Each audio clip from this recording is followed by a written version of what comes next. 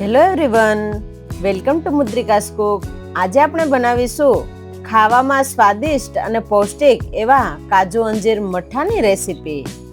આ મઠ્ઠો ઘરે બનાવવો ખૂબ જ સરળ છે અને ઘરમાં રહેલી વસ્તુમાંથી આસાનીથી બની જાય છે. તો ચાલો કાજુ અંજીર મઠ્ઠો બનાવવાનું શરૂ કરીએ. તો તેના માટે મેં આ 3 લીટર ફૂલ ફેટ દૂધ લીધું છે. દૂધને હુંફાળું ગરમ કરી અને થોડું ઠંડુ પડવા દેવાનું છે. હવે મેં અહીંયા 1 ચમચી મેળવણ લીધું છે, તો અહીંયા ખાટી છાશ લીધી છે. 1 ચમચી આ રીતે ઉમેરી અને બધું બરાબર મિક્સ કરી લઈશું. અહીંયા દૂધને હુંફાળું ગરમ કરવું ખૂબ જરૂરી છે, એટલે આપણું દહીં છે એકદમ સરસ ઢેફા જેવું થશે. તો 7 થી 8 કલાક જેવું થઈ ગયું છે અને દહીં આ રીતનું મળી ગયું છે. હવે આપણે દહીંને લટકાવવાનું છે. તો હવે આ રીતે કોટનના કપડામાં કાઢી લઈશું. કોટનનું કપડું રાખી અને એને ભીનું કરી લેવાનું છે. પછી આ રીતે દહીં એમાં રાખી દઈશું અને લટકાવી દઈશું. અહીંયા જો દહીં વધારે ખાટું થઈ ગયું હોય તો તમે આ રીતે જારીમાં રાખી અને ઉપર વજન મૂકીને ફ્રીજમાં પણ રાખી શકો. દહીંને મોળું બનાવવા માટે દૂધને હુંફાળું ગરમ કરી અને ઓછું મેળવણ નાખીને મેળવવાનું છે. હવે આપણે આ રીતે 7 થી 8 કલાક માટે લટકાવી દેવાનું છે. બધું પાણી નીતરી જાય પછી આપણે ખોલી અને મસ્કો કાઢી લઈશું. તો અહીંયા 7 થી 8 કલાક જેવું થઈ ગયું છે અને પાણી નીતરી ગયું છે. તો આ રીતનો મસ્કો તૈયાર થઈ ગયો છે. હવે આપણે કાઢી લઈશું. તો એકદમ સરસ આ રીતનો કોરો મસ્કો બની ગયો છે. હવે મઠ્ઠાને ક્રીમી બનાવવા માટે મસ્કાને આ રીતે ચાળી લેવાનું છે.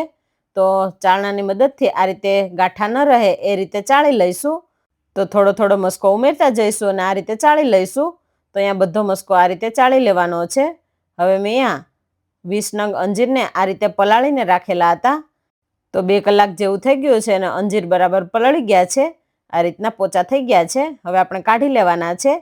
તો અહીંયા ગાર્નિશ માટે થોડા અંજીર કાઢી લઈશું અને બાકીના અંજીર છે એની આપણે પેસ્ટ બનાવી લઈશું. તો પાણીમાંથી કાઢી અને પછી પેસ્ટ બનાવી લઈશું. હવે અહીંયા મસ્કાને ચાળી લીધો છે અને આ રીતનો થઈ ગયો છે. તો અહીંયા મસ્કો છે એ આપણે 3 લીટર દૂધમાંથી 1 કિલો અને 100 ગ્રામ બન્યો છે. તો એની સામે મેં 800 ગ્રામ દળેલી ખાંડ લીધી છે, એ ઉમેરીશું. અહીંયા જો દહીં વધારે ખાટું હોય તો તમે ખાંડનું પ્રમાણ વધારે કરી શકો. જેમ મસ્કો આપણો ખાટો હશે એમ ખાંડનું પ્રમાણ વધારે ઉમેરવાનું છે. તો અહીંયા ચાખી અને તમે વધારે કે ઓછું કરી શકો. તો થોડી થોડી ખાંડ ઉમેરતા જઈશું અને મિક્સ કરતા જઈશું. તો બધી ખાંડ ઉમેરી અને પછી આપણે 20 મિનિટ માટે બહાર રાખવાનું છે અને ફરી પાછું મિક્સ કરી અને પછી 20 મિનિટ પછી આપણે ફ્રીજમાં રાખવાનું છે. તો આ રીતે થોડી થોડી ખાંડ ઉમેરતા જઈશું એટલે આસાનીથી મસ્કાની અંદર બરાબર મિક્સ થાય. તો અહીંયા બધી ખાંડ મિક્સ થઈ ગઈ છે અને આ રીતનો મઠ્ઠો તૈયાર થઈ ગયો છે. હવે આપણે કાજુ અંજીર મઠ્ઠો બનાવીએ છીએ. તો આપણે જે અંજીરની પેસ્ટ બનાવેલી હતી એ ઉમેરી દઈશું. તો મેં આ 15 અંજીરને આ રીતે પેસ્ટ બનાવીને લીધા છે, એ મઠ્ઠાની અંદર ઉમેરી દેવાના છે. હવે 60 ગ્રામ જેટલા મેં કાજુના આ રીતે ટુકડા કરીને લીધા છે. અડધી ચમચી એલચીનો પાવડર, બધી વસ્તુને હવે મિક્સ કરી લેવાની છે. તો અહીંયા અંજીરની આ રીતે પેસ્ટ બનાવીશું તો મઠ્ઠાની અંદર આસાનીથી આ રીતે ભળી જશે. અને જો તમારે નાના ટુકડા કરીને ઉમેરવા હોય તો તમે ઉમેરી શકો. હવે મેં અહીંયા 5 અંજીરને આ રીતે ટુકડા કરીને લીધા છે, એ ઉમેરી દઈશું એટલે અંજીરનો ટેસ્ટ છે એ એકદમ સરસ આવે. હવે તૈયાર થયેલા મઠ્ઠાને 20 મિનિટ પછી ફ્રીજમાં રાખી દઈશું. તો 2 થી 3 કલાક જેવું થઈ ગયું છે અને મઠ્ઠો ઠંડો થઈ ગયો છે. તો એક નવા સ્વાદમાં કાજુ અંજીર મઠ્ઠો બનીને તૈયાર થઈ ગયો છે. તો તમે પણ આ મઠ્ઠાની રેસીપી જરૂરથી ટ્રાય કરજો. એકવાર તમે આ મઠ્ઠો ઘરે જો બનાવી લીધો તો તમે બહારનો મઠ્ઠો ખાવાનું ભૂલી જશો અને આ મઠ્ઠાનો સ્વાદ એકદમ ઓરિજિનલ આવશે.